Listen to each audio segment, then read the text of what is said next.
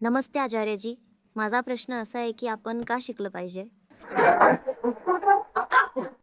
हा जो तू प्रश्न विचारत आहेस ना बाळा, हेच तर शिक्षण आहे. हा प्रश्न विचारून तू स्वतःच उत्तर दिलंयस की आपण का शिकायला हवं. बरं, तू हा प्रश्न का विचारला? प्रश्नच विचारला नाही तर काय होईल सांग? विचारलं कारण की का शिकायचंय? नाही, हे बाजूला ठेव की प्रश्नाचा कंटेंट काय आहे हे आता सोड. जेव्हा मॅम विचारत होत्या तेव्हा सुद्धा तू पटकन पुढे आलीस की मला विचारायचंय. आताही तू विचारते की आपण का शिकलं पाहिजे. मी असं म्हणतोय की जर तुला प्रश्न विचारता आला नसता तर तुला कसं वाटलं असतं? चांगलं वाटलं नसतं. बरोबर ना? म्हणूनच शिकलं पाहिजे, कारण शिकल्यामुळे उत्तरं मिळतात.